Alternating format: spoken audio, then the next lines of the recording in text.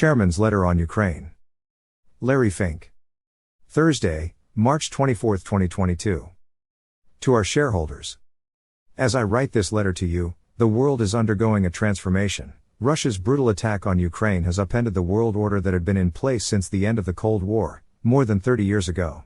The attack on a sovereign nation is something we have not seen in Europe in nearly 80 years, and most of us never imagined that in our lifetimes we would see a war like this waged by a nuclear superpower.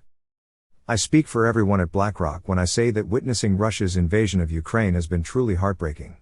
We stand with the Ukrainian people, who have shown true heroism in the face of merciless aggression.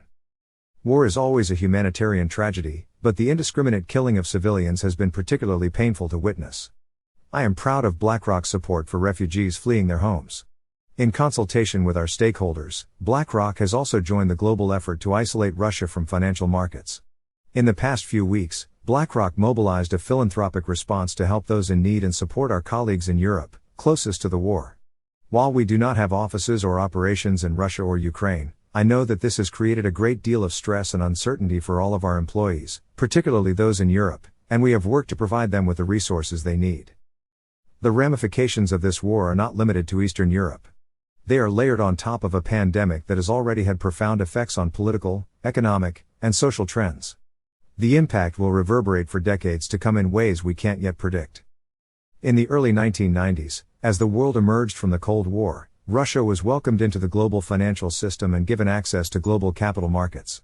In time, Russia became interconnected with the world and deeply linked to Western Europe. The world benefited from a global peace dividend and the expansion of globalization. These were powerful trends that accelerated international trade, expanded global capital markets, increased economic growth, and helped to dramatically reduce poverty in nations around the world. It was during this time that we started, 34 years ago, to build Blackrock. We saw the rise of globalization and growth of the capital markets fueling a need for the kind of technology-driven asset management that we believed we could bring to our clients. We believed the world would come closer together. And we saw that happen. I remain a long-term believer in the benefits of globalization and the power of global capital markets. Access to global capital enables companies to fund growth, countries to increase economic development, and more people to experience financial well-being. But the Russian invasion of Ukraine has put an end to the globalization we have experienced over the last 3 decades. We had already seen connectivity between nations, companies, and even people strained by 2 years of the pandemic. It has left many communities and people feeling isolated and looking inward. I believe this has exacerbated the polarization and extremist behavior we are seeing across society today. The invasion has catalyzed nations and governments to come together to sever financial and business ties with Russia. United in their steadfast commitment to support the Ukrainian people, they launched an economic war against Russia. Governments across the world almost unanimously imposed sanctions, including taking the unprecedented step of barring the Russian central bank from deploying its hard currency reserves. Capital markets, financial institutions, and companies have gone even further beyond government-imposed sanctions. As I wrote in my letter to CEOs earlier this year, access to capital markets is a privilege, not a right. And following Russia's invasion, we saw how the private sector quickly terminated long-standing business and investment relationships. Blackrock has been committed to doing our part. Grounded in our fiduciary duty, we moved quickly to suspend the purchase of any Russian securities in our active or index portfolios. Over the past few weeks, I've spoken to countless stakeholders, including our clients and employees, who are all looking to understand what could be done to prevent capital from being deployed to Russia. The speed and magnitude of company actions to amplify sanctions has been incredible. Iconic American consumer brands have suspended their operations of non-essential products. And financial services companies have taken similar steps to further isolate the Russian economy from the global financial system. These actions taken by the private sector demonstrate the power of the capital markets, how the markets can provide capital to those who constructively work within the system and how quickly they can deny it to those who operate outside of it. Russia has been essentially cut off from global capital markets, demonstrating the commitment of major companies to operate consistent with core values. This economic war shows what we can achieve when companies, supported by their stakeholders, come together in the face of violence and aggression. Blackrock never had significant investments in Russia for the vast majority of our portfolios. For clients who wanted exposure to an index where Russia is a component, such as an emerging markets index, or an active strategy where Russia plays a critical role, such as natural resources, Blackrock invested on their behalf. But our lack of operations in Russia or major exposure has allowed us to pivot quickly in this new environment and move forward with little direct impact to the firm. It's impossible to predict precisely what path this war will take. Blackrock is focused on monitoring the direct and indirect impacts of the crisis and working with our clients to understand how to navigate this new investment environment. Implications of the Russian invasion of Ukraine for companies, countries, and our clients. The money we manage belongs to our clients. And to serve them, we work to understand how changes around the world will impact their investment outcomes. Blackrock is able to deliver for our clients during these volatile periods because of the emphasis we place on resilience. We have built both an investment platform and a business strategy that are resilient in the face of uncertainty.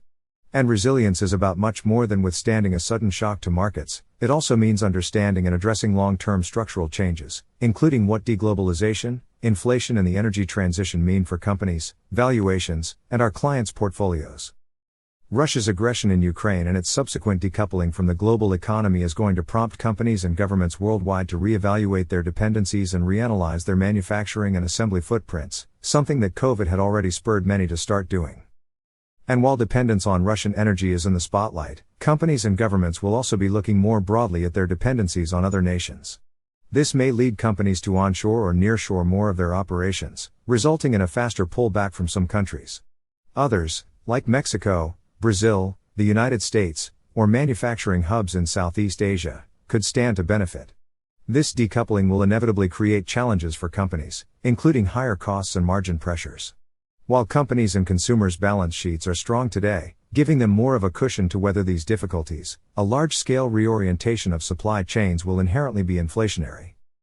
Even before the war's outbreak, the economic effects of the pandemic, including the shift in consumer demand from services to household goods, labor shortages, and supply chain bottlenecks, brought inflation in the U.S. to its highest level in 40 years. Across the European Union, Canada, and the UK, inflation is above 5%. Wages have not kept pace, and consumers are feeling the burden as they are confronted by lower real wages, rising energy bills and higher costs at the grocery store checkout. This is especially true for lower-wage workers who spend a higher proportion of their wages on essentials like gas, electricity, and food. Central banks are weighing difficult decisions about how fast to raise rates. They face a dilemma they haven't faced in decades, which has been worsened by geopolitical conflict and the resulting energy shocks. Central banks must choose whether to live with higher inflation or slow economic activity and employment to lower inflation quickly. Finally, a less discussed aspect of the war is its potential impact on accelerating digital currencies. The war will prompt countries to reevaluate their currency dependencies. Even before the war, several governments were looking to play a more active role in digital currencies and define the regulatory frameworks under which they operate. The U.S. Central Bank, for example, recently launched a study to examine the potential implications of a U.S. digital dollar. A global digital payment system, thoughtfully designed, can enhance the settlement of international transactions while reducing the risk of money laundering and corruption. Digital currencies can also help bring down costs of cross-border payments, for example when expatriate workers send earnings back to their families. As we see increasing interest from our clients, Blackrock is studying digital currencies, stablecoins and the underlying technologies to understand how they can help us serve our clients. The effects on the energy market today and what this means for the net zero transition. As companies recalibrate their global supply chains, and as Western allies reduce their dependence on Russian commodities, the energy sector will be meaningfully impacted. Consumers are facing higher energy costs as we saw the price of oil cross $100 a barrel earlier this year for the first time since 2014. As a result, energy security has joined the energy transition as a top global priority. As I wrote in my letter to CEOs over the past 3 years, the energy transition can only work if it is fair and just. Importantly, it will not occur overnight or in a straight line. It requires us to shift the energy mix from brown to light green to green. In response to the energy shock caused by the war in Ukraine, many countries are looking for new sources of energy. In the US, much of the focus is on increasing oil and gas supply, and in Europe and Asia, coal consumption may increase over the next year. This will inevitably slow the world's progress toward net zero in the near term. Longer term, I believe that recent events will actually accelerate the shift toward greener sources of energy in many parts of the world. During the pandemic, we saw how a crisis can act as a catalyst for innovation. Businesses, governments, and scientists came together to develop and deploy vaccines at scale in record time. We've already seen European policy makers promoting investment in renewables as an important component of energy security. Germany, for example, plans to accelerate its use of renewable energy and reach 100% clean power by 2035, 15 years ahead of its previous pre-war target. More than ever, countries that don't have their own energy sources will need to fund and develop them, which for many will mean investing in wind and solar power. Higher energy prices will also meaningfully reduce the green premium for clean technologies and enable renewables, EVs and other clean technologies to be much more competitive economically. However, energy prices at this level are also imposing a terrible burden on those people who can least afford it. We will not have a fair and just energy transition if they remain at these levels. To date, government planning has only focused on supply without addressing demand. We need public policy to take a more holistic and long-term approach to the world's energy needs. Among other challenges, as demand for renewable sources of energy and use of clean technology increases, we must consider what this means for the underlying commodities on which these green sources of energy and technology depend. We will also need to accelerate infrastructure investments to support greater use of clean energy and technology. For example, as consumer demand for electric vehicles accelerates, the public and private sector will need to work together to build more charging stations to meet demand. Blackrock remains committed to helping clients navigate the energy transition. This includes continuing to work with hydrocarbon companies who play an essential role in the economy today and will in any successful transition. To ensure the continuity of affordable energy prices during the transition, fossil fuels like natural gas will be important as a transition fuel. Blackrock's investments, including one late last year, on behalf of our clients in natural gas pipelines in the Middle East, are a great example of helping countries go from dark brown to lighter brown as these Gulf nations use less oil for power production and substitute it with a cleaner base fuel like natural gas. In the transition to net zero, we will need to pass through many shades of brown to shades of green. I remain optimistic for the future and continue to believe that our collective actions today can make a meaningful difference in the years to come. Taking a long-term view and investing in our own business. Turning to BlackRock's own performance over the past year, it's important to put it into the context of our overall history. It's easy to forget that BlackRock is still a relatively young company. When my partners and I founded BlackRock 34 years ago, we believed in a new approach to asset management, one that was grounded in robust risk management and guided by client needs. And every day since our founding, we've listened to our clients. We've tried to anticipate the impact of long-term trends and macro developments on their portfolios. And we constantly evolve to stay ahead of their needs. In our effort to better serve our clients, we have continuously remade BlackRock, and in doing so, disrupted the industry. We did it by building and enhancing Aladdin as the foundation of our investment process. We did it by combining active and index onto one platform at a time when many believed a firm had to choose one or the other even though our clients wanted both. We did it by bringing together public and private markets capabilities and providing our clients a comprehensive, whole portfolio approach. BlackRock's clients are long-term investors, representing pensions, insurers, governments and ultimately individual savers, and we take a long-term approach to investing in our own business. As more clients turn to BlackRock, and as we have grown over time, we have been able to make strategic investments, innovate and enhance the value we offer them. We remain as committed to our purpose and principles as we were in 1998. That is why we are focused on providing more choice across our platform, enabling access to the growth of capital markets to more people, and continuing to use our platform to benefit all of our stakeholders. Providing more choice across our platform. There were plenty of people who had doubts about what ended up being our transformational acquisitions of Merrill Lynch Investment Managers and Barclays Global Investors in the 2000s. These transactions enabled us to reach more clients around the world and to build whole portfolio solutions for our clients by offering diversification across asset classes, including equities, fixed income, alternatives and cash, as well as active and index under one roof.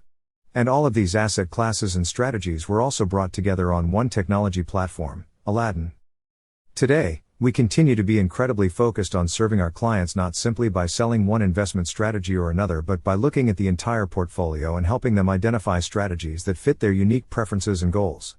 This includes giving clients more choice for how they want to partner with BlackRock, from using one of our ETFs to outsourcing their entire investment portfolio to us.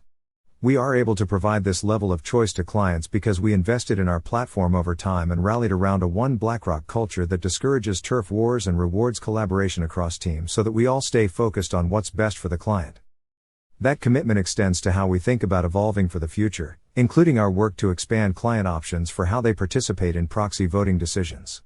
Much like asset allocation and portfolio construction, where some clients take an active role while others outsource these decisions to us, different clients are interested in different levels of involvement when it comes to casting proxy votes. After talking with our clients, we used new technology and other innovations to offer proxy voting choice. This is now available to institutional clients representing just over $2 trillion of index equity assets, including public pension funds serving over 60 million people. We see this as just a first step. Our ambition over time is to continue developing new technologies and working with industry partners to expand voting choice for even more clients. The majority of our clients are investing to fund retirement. The people they serve are teachers, nurses, firefighters, and factory workers who are saving for their futures. As people live longer and healthier lives, the risk of outliving their savings is accelerating the silent crisis of financial insecurity in retirement.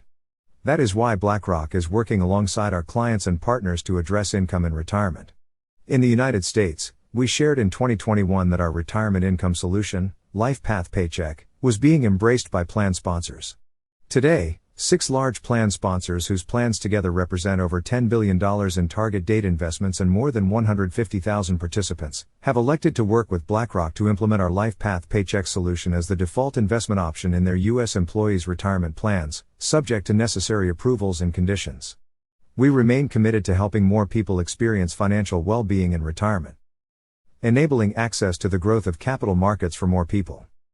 Choice is an incredibly important aspect of our work with clients. But for many people around the world, the fundamental need is simply access. They simply don't have the access to the capital markets that they need to begin shifting from saving to investing. I have long been an advocate for the power of investing over the long term. For example, 40 years ago, a 25-year-old who saved $10,000 in bank deposits would have approximately $50,000 today as he or she reaches retirement. In contrast, that same $10,000 would be worth over $800,000 today if it had been invested in a broad equity index such as the S&P 500. That is the power of long-term investing. More people around the world need access to that opportunity, and providing them that opportunity aligns with Blackrock's purpose. We are using our global reach and expertise to improve access to long-term investing in more places than ever before. In Europe and Latin America, for example, where investors had traditionally only used bank deposits, Blackrock is helping to build a new culture of personal investing. In Germany, nearly 2 million people, triple the number 2 years ago, are using iShares ETFs to invest through ETF savings plans. And in Brazil, locally listed versions of US iShares are now accessible on third-party direct platforms for minimums as low as $10. This has allowed Brazilians looking for a more convenient and affordable way to invest in global markets to invest $1 billion through iShares in less than a year. And as commission barriers have come down around the world, hundreds of millions of people now have access to ETFs commission-free and are choosing to invest with Blackrock to access capital markets. Providing high quality at good value, continuing to use our platform to benefit all of our stakeholders. As more clients turn to Blackrock and we have grown to as a global asset manager, we see significant opportunity to continue to use our market reach and scale to drive better outcomes for our clients and results for our shareholders. Our global market reach and scale benefits investors, especially retail investors, by making it easier to access markets with greater liquidity and lower costs. Through our iShares ETFs, for example, we offer more than 1,200 funds globally, the most of any ETF provider, so our clients can access a diverse range of asset classes and exposures. It has allowed millions of new investors to access high-quality investment strategies at good value. More than 120 million people have invested an average of $50,000 each in our ETF and index capabilities, and we have used the benefits of scale to help our clients save more than $500 million globally through fee reductions in our ETFs over the past 5 years. Our platform also enables us to invest in superior market quality, including liquidity, price discovery and efficiency, through proprietary data and analytics. And it allows us to diversify our service providers and implement more efficient trading strategies through multiple intermediaries and better technology. Scale affords us other competitive advantages too. It allows us to create new jobs, both directly at Blackrock and indirectly through our partners and vendors, and benefit our shareholders as well. Over the past 5 years, we have generated an average 6% organic base fee growth and welcomed over 5,000 new employees to the firm while delivering 150 basis points of margin expansion. Benefits of our client-centric approach resonating in our results. Blackrock's willingness and ability to adapt and evolve have been critical to our growth over time. We went from serving a handful of clients in one country to thousands of clients in more than 100 countries. Our employees have grown from 8 to 18,400. And since our IPO in 1999, we have generated a total return of more than 9,000% for our shareholders, well in excess of broader markets. We are able to create value for our shareholders because of our commitment to being a responsible fiduciary for our clients. It's our clients' trust in Blackrock and our partnership with them that is the foundation of our record 2021 results. Blackrock delivered the strongest organic growth in our history last year, even as our assets under management reached new highs. We generated $540 billion of net inflows in 2021, representing a record 11% organic base fee growth. Importantly, our growth was more diversified than ever before. Our active platform, including alternatives, contributed $267 billion of net inflows, representing nearly half of total net inflows. ETFs remained a significant growth driver with record net inflows of $306 billion. And our technology services revenue grew by 12%, reaching $1.3 billion. This strong momentum across our entire business drove record financial results. In 2021, BlackRock delivered 20% revenue growth, 19% operating income growth, 16% EPS growth, and we expanded our margin. Since year-end, however, market sentiment has shifted and these first few months of 2022 have been challenging, especially for many of you, our shareholders, who have watched our share price come down from all-time highs. As a significant owner of BlackRock shares myself, I share your disappointment in our stock's performance year to date. But we've faced challenging markets before. And we've always managed to come out better and more prepared on the other side. In fact, challenging markets have created opportunities to build our business in ways that allow us to better serve our clients and create the foundation for future growth. Our strategy, which we regularly review with our board of directors, remains rooted in our commitment to serving clients over the long term. We will keep alpha at the heart of BlackRock, accelerate growth in iShares, private markets, and Aladdin, deliver whole portfolio advice and solutions to our clients, and be the global leader in sustainable investing. Successful execution of this strategy will enable us to continue delivering industry-leading organic growth and generate value for our shareholders over the long term.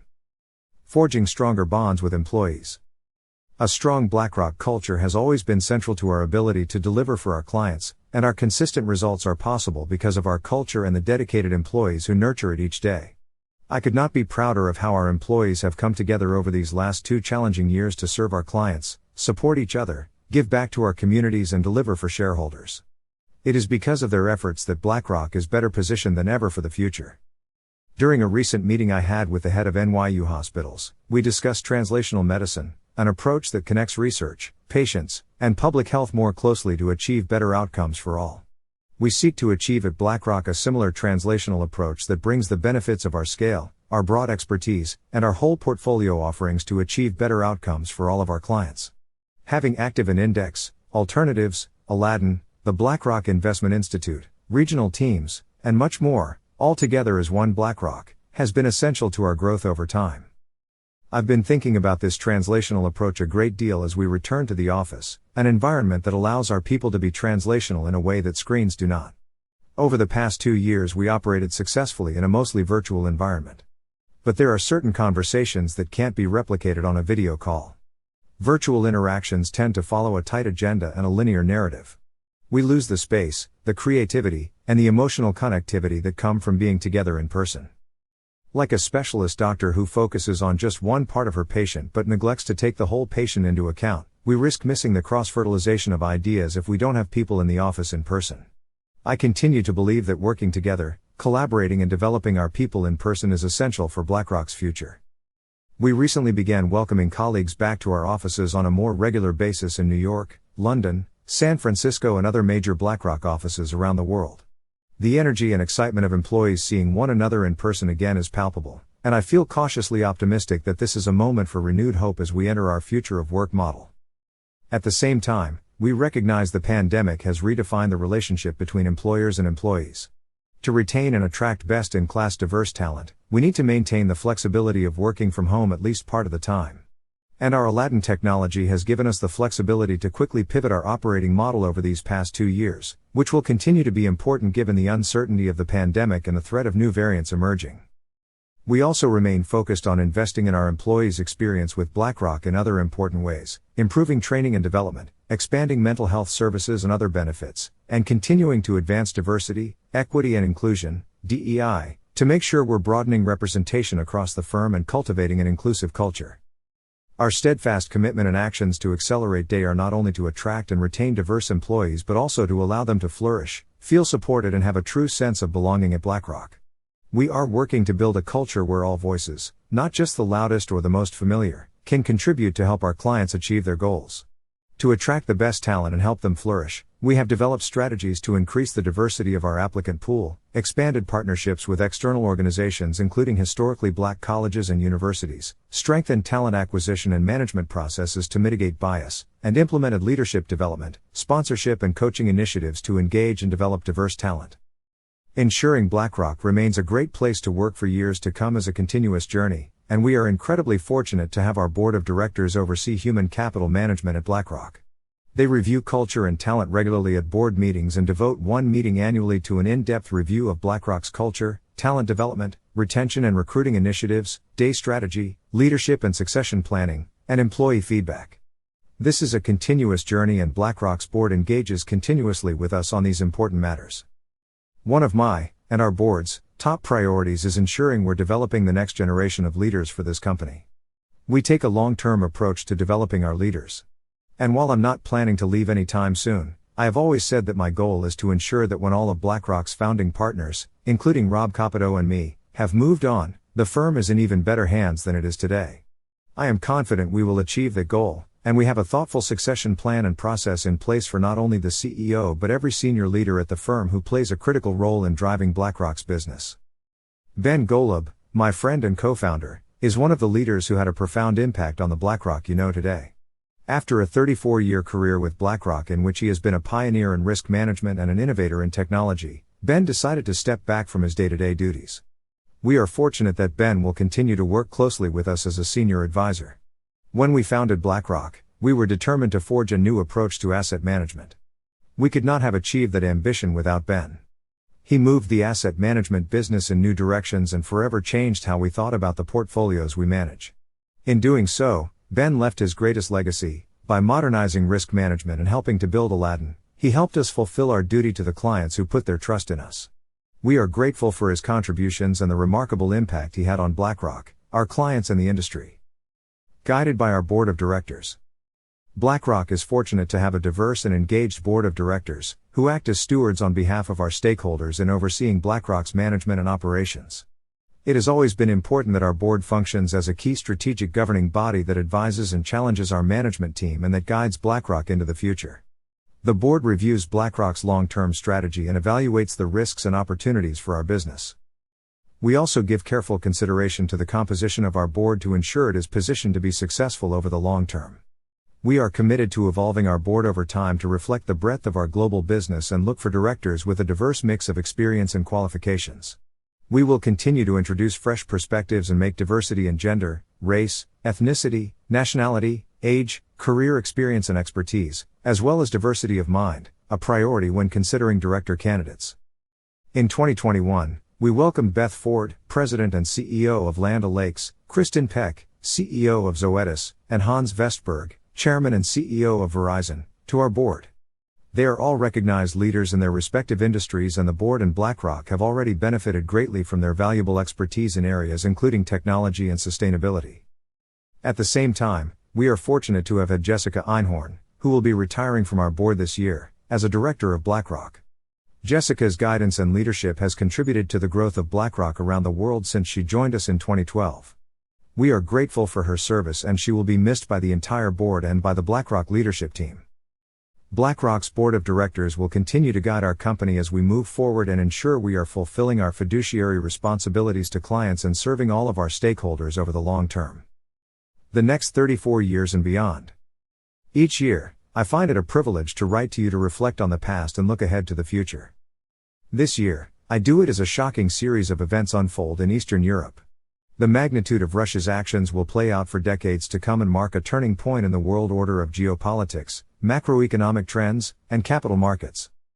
It is often during these more challenging, more uncertain moments that the power of one Blackrock comes to the fore and truly shines. That's what makes me so proud to be part of this organization. I can't think of a time when it's been more important to live our principles, stay true to our purpose, and focus on the needs of our clients, employees, and communities. And if we do our job well, our shareholders will be the biggest beneficiaries of our approach. Over time, I'm hopeful a better and safer world will emerge. Sincerely, Lawrence D. Fink, Chairman and Chief Executive Officer.